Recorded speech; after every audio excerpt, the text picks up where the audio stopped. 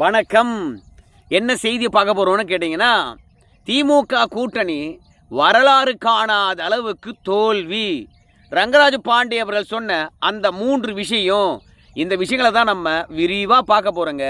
அதற்கு முன்பாக இதுவரைக்கும் நம்ம சேனலை நீங்கள் சப்ஸ்கிரைப் பண்ணவே இல்லையா அப்படின்னா சப்ஸ்கிரைப் பண்ணிக்கோங்க. கொஞ்சம் சப்போர்ட் பண்ணுங்கள் அப்படின்னா ஒரு லைக் போடுங்க அப்படின்னு சொல்கிறாங்க. நேற்று ரங்கராஜ் பாண்டே அவர்கள் அவருடைய சேனலில் பேசின வீடியோவினுடைய ஒரு சிறு பகுதி தரேன், நீங்கள் பார்த்துட்டு வாங்க. அவங்க ஆன்டி இன்கம்பன்சி அதிருப்தியை தாண்டாங்களா இல்லையா, ஆட்சியை பிடிக்கிறாங்களா இல்லையா, ஜெயிப்பாங்களா இல்லையான்னு விட்டுருங்க. 5 ஆண்டுகள் நல்லாட்சி கொடுத்த ஒரு அரசுக்கு, 1,32,00,000 பெண்களுக்கு மாதந்தோறும் 1000 ரூபாய் கொடுத்த ஒரு அரசுக்கு, இதற்கு முன்னாடி இல்லாத அளவுக்கு மிக வலுவான ஒரு கூட்டணி அமைத்தக்கூடிய அரசுக்கு, வெளியில இருந்து 2021 இல்லாத திரு கமலஹாசனையும் திருமதி பிரேமலதாவையும் கூட்டணி கொண்டு வந்த அரசுக்கு படுத்துக்கிட்டே ஜெயிக்கிற வாய்ப்புல இருந்திருக்கணும். ஜெயிக்குமா அப்படிங்கிற கேள்வி அலையை தாண்டுமா அப்படிங்கிற கேள்வி இன்னைக்கு தமிழ்நாடு முழுக்க, நான் நம்ம போட்ட விஷயம் இல்ல, தமிழ்நாடு முழுக்க யார் ஜெயிப்பாங்கிற கேள்வி வரல. ஏன் இந்த கேள்வின்ற 5000 கொடுத்தோம். இதை தாண்டி நிறைய செய்தி பேசியிருக்கின்றார், அதையும் நான் உங்ககிட்ட பகிர்ந்து கொள்கின்றேன். முதல்ல திமுகவில் வாரிசு அரசியல் காரணமாகவே திமுக வரலாறு காணாத அளவுக்கு தோல்வி அடையும் அப்படின்னு குறிப்பிடுகின்றார். ஏன்பா, திமுகவில் வாரிசு அரசியல் இருப்பது எல்லாருக்கும் தெரிஞ்ச விஷயம் தானே, இது எப்படி தேர்தலில் பெரிய ஒரு தாக்கத்தை ஏற்படுத்தும் அப்படின்னு சொல்லிட்டு நீங்கள் கேட்கலாம். ஆமாம், கலைஞருக்கு பிறகு ஸ்டாலின், ஸ்டாலினுக்கு பிறகு உதயநிதி, உதயநிதிக்கு பிறகு இன்பநிதி, இது ஊருக்கே தெரிந்த விஷயம். ஆனால் ஒவ்வொரு மாவட்டத்திலும் தாத்தாவுக்கு பிறகு பையன், பையனுக்கு பிறகு பேரன் அப்படின்னு சொல்லிட்டு தலை தூக்கி இருக்கின்ற விஷயம். அப்போ அந்த மாவட்டத்தில் திமுக கட்சிக்காக 75 ஆண்டு காலம் உழைச்சினுடைய நிலை.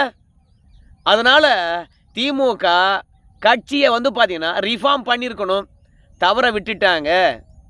திமுகவுடைய நினைவுலாம் என்னன்னு கேட்டிங்கன்னா, நேருவை எதிர்த்து எவன் பேச போகிறான், நேருவை விட எவன் செலவு பண்ண போகிறான், நேருவை விட மக்கள் செல்வாக்கு கொண்டவன் யார் இருக்க போகிறான் அப்படின்னு நினச்சிக்கிட்டு, நேருக்கு பிறகு நேரு பையனுக்குத்தான் அந்த இடத்துல மாவட்ட செயலாளர் பதவியோ இல்லை எம்பி பதவியோ எம்எல்ஏ பதவியோ, இப்படியே திமுக ஒவ்வொரு மாவட்டத்திலும் ஒரு குறுநில மன்னர்களை உருவாக்கி வச்சுருக்காங்க. அந்த குறுநில மன்னர்கள் மிரட்ட எத்தனை நாளைக்கு கட்சிக்கார அடங்கியே இருப்பான். மக்கள் வேண்டுமானால் நேரு தருகின்ற பணம் இல்லை மகன் தருகின்ற பணத்தை வாங்கிக்கிட்டு ஓட்டு போடலான்னு நினைக்கலாம். ஆனால் நேருக்கு கடுமையாக வேலை செய்யக்கூடிய கட்சிக்காரன் எத்தனை நாளைக்கு பயந்துக்கிட்டே இருப்பான். அதனால் நேருடைய காலம் முடிந்த பிறகு நேருக்கு பயந்த மாதிரி நேரு மகனுக்கு பயப்படுவாங்களா? ஒன்றும் இல்லை. நம்முடைய துரைமுருகன் இருக்கிறாரு, துரைமுருகனுக்கு பிறகு வேலூர் மாவட்ட செயலாளர் யார் வந்தாங்க? துரைமுருகன் பையன்தான் வந்தாங்க. துரைமுருகனுடைய செயல்பாடும் துரைமுருகனுடைய மகனுடைய செயல்பாடும் ஒன்றா இருக்குமா? துரைமுருகன் மாதிரி துரைமுருகன் பையன் பேசுவாரா? சட்டப்பேரவையை கலகலப்பாக வச்சுருக்குது துரைமுருகன் தான் இந்த 87 வயதிலும். அப்பேற்பட்ட திறமை அவங்க பையன்கிட்ட இருக்குமா? துரைமுருகனே 2 தேர்தலாக தட்டு தடுமாறி தான் ஜெயிக்கிறார். கடைசியாக 2021 என்று நினைக்கிறேன், அந்த தேர்தலில் எடப்பாடி கிட்ட கெஞ்சி தான் அவர் ஜெயித்தார். நான் ஜெயிச்சா மினிஸ்டர், ஆனால் உன் ஆள் ஜெயிச்சான்னா 10ஓடு 11 எம்எல்ஏ தான், விட்டுக்குறா, நானும் உன் ஜாதி தான்டா அப்படின்னு எடப்பாடி கிட்ட கெஞ்சி தான் துரைமுருகனே ஜெயிச்சார். அந்த அளவுக்கு தான் வாரிசு அரசியலானது எல்லா இடத்திலும் வளர்ந்திருக்கிறது. எம்ஆர்கே பன்னீர்செல்வம் அவர் உதயநிதி ஸ்டாலின் அவர்களுடைய பிறந்த நாள் விழாவை கொண்டாடினார். அந்த பிறந்தநாள் விழா தமிழகத்தில் யாரும் கொண்டாடாத அளவுக்கு சிறப்பாக கொண்டாடினாங்க. அப்படி என்ன சிறப்பாக கொண்டாடினாங்க அப்படின்னு கேட்குறீங்களா? எம்ஆர்கே பன்னீர்செல்வம் கூட உதயநிதி ஸ்டாலினுடைய பிறந்தநாள் விழாவை சிறப்பாக கொண்டாடணும் அப்படின்னு ஏற்பாடு செய்யலை. ஆனால் எம்ஆர்கே பன்னீர்செல்வத்துடைய வாரிசுகள் ஒரே நாளில் 600 இடத்துல உதயநிதி ஸ்டாலின் அவர்களுடைய பிறந்தநாள் விழாவை கொண்டாடினாங்க. பணம் இருக்குது, செலவு பண்ணாங்க. அதனால் எம்ஆர்கே பன்னீர்செல்வத்தினுடைய வாரிசுகளுக்கு அரசியல் தெரியும் என்று நம்ம புரிஞ்சுக்கலாமா? எம்ஆர்கே பன்னீர்செல்வத்துடைய மகனுக்கோ இல்லை மகளுக்கோ பார்த்தீங்கன்னா திமுக தலைமை மீண்டும் பதவி கொடுத்தா மக்கள் ஓட்டு போடுவாங்களா? இல்லை கட்சிக்கான வேலை பார்ப்பானா? அதனால் மாவட்டந்தோறும் அடுத்தடுத்த தலைமுறைகள் ஒரு குடும்பத்திலேருந்தே வர்றதுனால கண்டிப்பாக இந்த தேர்தலில் ஒரு தோய்வு ஏற்பட்டிருக்கும். யாருக்கு உழைக்கிறோம்? ஸ்டாலினுக்கா உதயநிதி ஸ்டாலினுக்கா, இல்லை எம்ஆர்கே பன்னீர்செல்வத்துக்கா, இல்லை அவன் மகன்களுக்கா மகள்களுக்கா இந்த எண்ணம் வருமா இல்லையா? அதாவது கூட்டணி கட்சிகளுக்கு தொகுதி ஒதுக்கிட்டா வச்சுங்களேன், இத்தனை ஆண்டு காலமாக நாம் வேலை பார்த்தோம், ஆனால் திடீர்னு கூட்டணிக்கு ஒதுக்கிட்டாங்களே அப்படின்ற அதிருப்தி இருக்குமா இல்லையா?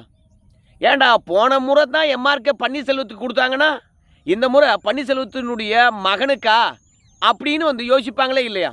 அப்போ நாமெல்லாம் எங்கே? அப்போது எம்ஆர்கே பன்னீர்செல்வத்துக்கு பேக் போனாக இருக்கிறது யார்? நாம தானே. அப்போ நாம் வேலை செய்யலனா எம்ஆர்கே பன்னீர்செல்வம் எப்படி வெற்றி பெறாருன்னு நம்ம பார்க்கலாம். இதுதான் களத்தில் அங்கங்கே வந்து பார்த்தீங்கன்னா திமுக மண்ணை கவரத்துக்கான வழியாக போச்சு. அப்புறம் ரெண்டாவது ஒரு காரணத்தை சொல்கிறார். அதிமுகவிலிருந்து கடைசி தருணத்தில் ஒரு 19 பேர் திமுகவுக்கு இடம் மாறுகின்றார்கள். உடனடியாக திமுக தலைமையானது அந்த 19 பேருக்கும் சீட்டு கொடுக்குது. அப்போது 5 ஆண்டு காலமாக கட்சிக்கு முட்டு கொடுத்து எடப்பாடி பழனிசாமியை கண்டபடி திட்டி அந்த 19 பேரும் நமக்கு சீட்டு கிடைக்கும் என்று நினச்சிருப்பான் இல்லை? அப்போ அந்த 10 பேருடைய நம்பிக்கையை இந்த திமுக அரசாங்கம் இல்லை திமுக நிறைவேற்றியிருக்கிறதா? அப்போ அதிமுகவிலேருந்து இங்கே வந்தால் மதிப்பு, அதே கட்சியிலேருந்து உழைச்சா மதிப்பு இல்லையா அப்படின்னு யோசிப்பானே இல்லையா? நான் ஏன் அதிமுக காரனுக்காக வேலை பார்க்கணும்? இது ரங்கராஜ் பாண்டியன் அவர்கள் சொல்லி தான் நமக்கு தெரியணும்னு இல்லை. உங்கள் எல்லாருக்கும் தெரியும், மனோஜ் பாண்டியன் ஒன்றிய செயலாளராக இருந்தவர் திமுகவில். இந்த மனோஜ் பாண்டியனுக்கு சீட்டு கொடுத்துட்டாங்க அப்படின்னு தெரிஞ்ச பிறகு சுவர் விளம்பரம் எழுதுகிறார். அந்த சுவர் விளம்பரத்தை திமுக ஒன்றிய செயலாளர் போய் காலால் எட்டி உதைச்சிட்டு பெயிண்ட் டப்பாலாம் எவனுடைய பெயரை எங்கடா வந்து எழுதுகிற, இவன் அதிமுகவா திமுகவா எப்படா எழுதலாம் அப்படின்னு சொல்லிட்டு கூலிக்கு வேலை செய்யக்கூடிய பணியாளரை கூட போய் மிரட்டுறாங்க. அந்த அளவுக்கு அதிமுகவிலேருந்து இங்கே வந்தவங்களுக்கு சீட்டு கிடைச்சது, பரம்பரையாக திமுக இருக்கிறவனுக்கு சீட்டு கிடைக்காம போனது திமுகவுடைய தோல்வியை நிர்ணயம் பண்ணும் அப்படின்னு அழுத்தம் திருத்தமாக சொல்கிறார். மூன்றாவது, கூட்டணிக்குள்ள இணக்கம் இல்லாதது. கூட்டணி கட்சிகளே ஒத்துக்கிறாங்க. ஊர் ஊராக போய் திமுக காரனை கூப்பிடுறோம், ஆனால் திமுக காரன் வேலை செய்ய வரமாட்டான். திமுக கூட்டணியில் இருக்கக்கூடிய கட்சிகளை பொறுத்த வரைக்கும் திமுக காரன் கொடுக்காத அளவுக்கு இவங்க அதிகப்படியான காசையும் கொடுக்குறாங்க. ஆனால் திமுகவுடைய முன்னணி தலைவர்கள் கூட்டணி கட்சிக்கு வந்து பிரச்சாரம் பண்ணுங்கன்னா வந்து பிரச்சாரம் பண்ணவே இல்லை. ரெண்டாவது, திமுக தலைமை ஒரு பக்கம் பிரச்சாரம் பண்ணிட்டு போகுது, கூட்டணி கட்சியினுடைய தலைமைகள் ஒரு பக்கம் பிரச்சாரம் பண்ணிட்டு போகிறாங்க. அதனால் இந்த வருடம் திமுக படுதோல்வி அடையும், கூட்டணி கட்சிகளும் படுதோல்வி அடையும். அதிகமான கட்சிகள் திமுக கூட்டணியில் இருக்கிறாங்க, ஆனால் இணக்கம் இல்லாமல் போயிடுச்சு, ஒரு ஒருங்கிணைப்பு இல்லாமல் போயிடுச்சு. ரெண்டாவது, ஒரு பொது பிரச்சனையை அடிப்படையாக வச்சு திமுக கூட்டணியும் பேசலை, திமுகவும் பேசலை. ஏன்னா மோடி எதிர்ப்பு மட்டுமே போதும் என்று அவங்க எடுத்த முடிவு தவறானதாக போய்விட்டது. ஏன் ரங்கராஜ் பாண்டே அப்படி சொல்கிறாருன்னா, ஊடகமானது திமுகவுக்கு எதிராக இருக்கக்கூடிய ஆன்டி இன்கம்பன்சியை பேசவே இல்லை, மறைச்சிட்டாங்க. அப்போது திமுக தலைமை நினைத்தது என்னன்னு கேட்டிங்கன்னா, ஆன்டி இன்கம்பன்சியே கிடையாது, ப்ரோ இன்கம்பன்சி தான் இருக்குது அப்படின்னு அவங்க நினச்சிட்டாங்க. அதனால தான் திமுக பொறுத்த வரைக்கும் பணத்தை வாரி இறைச்சாங்க, அரசாங்க பணத்தை வாரி இறைச்சாங்க.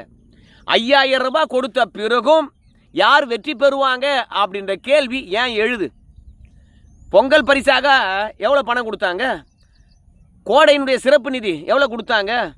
மாற்றுத்திறனாளிக்கு 2000 ரூபாய் எக்ஸ்ட்ரா கொடுத்தாங்க, முதியோர்களுக்கு 2000 ரூபாய் எக்ஸ்ட்ரா கொடுத்தாங்க, விதவைகளுக்கு 2000 ரூபாய் எக்ஸ்ட்ரா கொடுத்தாங்க.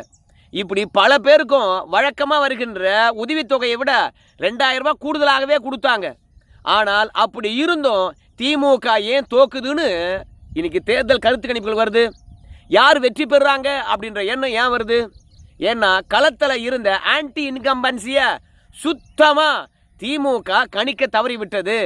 ஊடகமும் ஆன்டி இன்கம்பன்சியை காட்ட மறந்துட்டாங்க அப்படின்னு தான் உண்மை. அதுக்கப்புறம் எதிர்கட்சிகளை திமுக குறைத்தே மதிப்பிட்டது.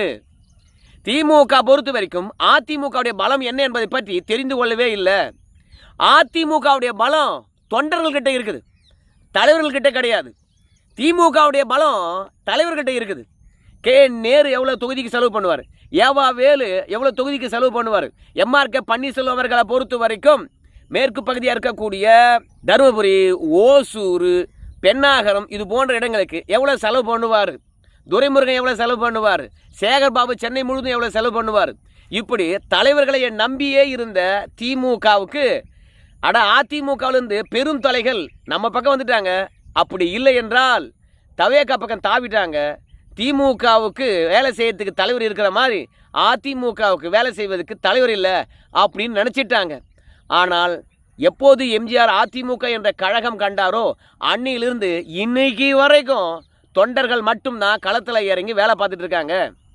அது தொண்டர்களுக்கான கட்சி என்பது எடப்பாடியார் காலத்திலையும் அது நிரூபிக்கப்பட்டு இருக்கிறது. இன்றைக்கி ஒருத்த மாவட்ட செயலாளராக இருப்பான், அவன் நாளைக்கு இருக்க மாட்டான். பார்த்தா இன்னொருத்த மாவட்ட செயலாளராக இருப்பான். ஆனால் மாவட்ட செயலாளராக இருந்துவன் சண்டை போட மாட்டான். நேற்று வரைக்கும் நம்ம தான் மாவட்ட செயலாளர், இன்றைக்கி என்ன அவங்கள மாற்றிட்டாங்க, நான் வேலை செய்ய மாட்டேன் அப்படின்னு அதிமுகவில் இருக்கிறவன் சண்டையே பிடிக்க மாட்டான். ஏன்னு கேட்டிங்கன்னா, எப்போது நாம் அமைச்சராக இருப்போம், எப்போது நாம் அமைச்சராக இருக்க மாட்டோம் அப்படின்ற நிலை ஜெயலலிதா காலத்திலேருந்தே இருந்தது. பொழுது விடிந்தால் அமைச்சர் பதவி இருக்காது, பொழுது போகிறதுக்குள்ளே அமைச்சர் பதவி வரும். அதனால் திமுகவை பொறுத்த வரைக்கும் ஆண்டாண்டு காலமாக ஒரு குடும்பம் மட்டுமே பார்த்தீங்கன்னா அரசியலில் கோல் வச்சும். ஆனால் அதிமுகவில் அப்படி கிடையவே கிடையாது. எதுவுமே நிரந்தரம் இல்லை அப்படின்ற எண்ணம் மட்டும்தான் அதிமுகவில் இருக்கிறவங்களுக்கு இருக்குது. அதனால தான் எப்போதும் திமுக பொறுத்தவரைக்கும் நம்ம கட்சி மாதிரி தான் அதிமுக அப்படின்னு அதிமுகவை 53 வருஷமாக பார்த்த பிறகும் அதனுடைய கட்டமைப்பை தெரிந்து கொள்ளாமல் குறைத்து மதிப்பிட்டு விட்டார்கள். எடப்பாடி பழனிசாமி கட்சியை ஒருங்கிணைக்கிறாரோ இல்லையோ கடுமையாக உழைச்சார். 234 தொகுதிக்கும் 2 முறை போயிட்டு வந்தார். திமுக ஆட்சியோட ஆன்டி இன்கம்பன்சி எடுத்து சொன்னாங்க. அதாவது இன்றைக்கி கூட சமூக வலைத்தளத்தில் நிறைய பார்த்தீங்கன்னா விவாதம் போயிட்டே இருக்குது. திமுக ஆட்சியில் எந்த அளவுக்கு பெண்களுக்கு எதிராக நடந்த குற்றங்கள் இருந்தது, போதைப்பொருள் குற்றங்கள் எவ்வளவாக இருந்தது, கல்லூரிகளில் பெண்களுக்கு எதிரானது, ஆசிரியர்களுக்கு, அதோடு போச்சுன்னா திருட்டு, சமூக குற்றங்கள், கும்பல் படுகொலைகள், வெளியே போகிறதுக்கே மக்கள் அச்சப்பட்டாங்க என்ற விஷயம் எல்லாருக்கும் தெரியும். 6 மணிக்கு மேலே எவ்வளோதான் முற்போக்குவாதியினுடைய மனைவியாகவே இருந்தாலும் வெளியே போகிறதுக்கு தயக்கம் காட்டினாங்க. எப்போ வெட்டுவான், எப்போ குத்துவான், எப்போ நகையை திருடுவான், எப்போ வீட்டை உடைச்சி வாருவான் என்ற சட்டம் ஒழுங்கும் அதன் மூலமாக மக்களுடைய அதிருப்தியும் திமுகவுடைய கருத்துக்கு ஊடகம் கொண்டு செல்லவே இல்லை. ஸோ இந்த காரணங்களால் மட்டும்தான் திமுக படுதோல்வி அடைகிறது. பெரும்பான்மையாக வாரிசு அரசினால் திமுக வீழ்ச்சி அடையுது. இன்னும் கூட பார்த்தீங்கன்னா நீங்கள் மாவட்டந்தோறும் இருக்கக்கூடிய குறுநில மன்னர்களை தான் நம்புவோம் அப்படின்னு சொல்லிட்டு நினச்சிங்கன்னா சத்தியமாக திமுகவை இந்த 2026 தேர்தல் தோல்விக்கு பிறகு காப்பாற்ற முடியாது அப்படின்னு ரங்கராஜ் பாண்டே அவருடைய கணிப்பாக இருக்குது. மிக முக்கியமாக ரங்கராஜ் பாண்டே அவர்கள் என்ன சொல்கிறான்னு கேட்டிங்கன்னா, திமுக வரலாறு காணாத அளவுக்கு தோல்வி அடைதோ இல்லையோ, ஆனால் திமுக கூட்டணியில் இருக்கக்கூடிய கட்சிகள் வரலாறு காணாத அளவுக்கு தோல்வி அடையும். நீங்கள் பொறுத்து பாருங்கள். ஏன்னா கூட்டணி கட்சிகளுக்குள்ளே ஒரு இணக்கம் இல்லை, கூட்டணிக்கு தலைமை தாங்குகின்ற கட்சியுடனும் பார்த்தீங்கன்னா இணக்கம் இல்லை. அதனால் இந்த தேர்தலில் திமுக கூட்டணி கட்சிகள் வரலாறு காணாத அளவுக்கு தோல்வி அடையும். கடைசி வரைக்கும் யார் வேட்பாளர் என்று தெரியாமல் நீ நான் என்று போட்டி போட்டு வந்தாங்க திமுக கூட்டணியில் இருக்கக்கூடிய கட்சிகள். ரெண்டாவது, கடைசி வரைக்கும் கூட்டணிகளுக்கு எவ்வளோ தொகுதி என்று போராடி கொண்டு இருந்தார்கள். அதுவும் திமுக கூட்டணி கட்சிகளுக்கு பெரிய பின்னடைவாக இருக்கும். ஆகையால் திமுக பார்த்தீங்கன்னா பெருசாக வெற்றி பெறும் அப்படின்னு நம்மளால் சொல்ல முடியாது. ரெண்டாவது, 2016 என்ன ரிசல்ட் வந்ததோ அந்த ரிசல்ட்டு திமுக அதிமுக இருவருக்கும் மாறி வரலாம், இல்லை அதே ரிசல்ட் வரலாம் அப்படின்னு தான் குறிப்பிட்டு இருக்கின்றார். ஆனால் பேரழிவு திமுக கூட்டணி கட்சிகளுக்கு என்று அழுத்தம் திருத்தமாக சொல்லியிருக்கின்றார். நாம் சொன்னதெல்லாம் நம்ம கண்ணுக்கே தெரியுது. திமுக காரன் எப்படி கோட்டை விட்டான்னு தெரியல. பார்க்கலாம்.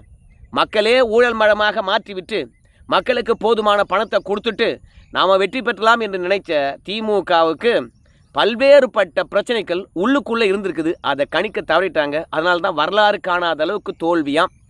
பார்க்கலாம் மே மாதம் 4ஆம் தேதி நம்ம பேசுகிறதா உண்மையாகுதா இல்லையான்னு சொல்லிட்டு உங்கள் கருத்தையும் சொல்லுங்கள். நன்றி.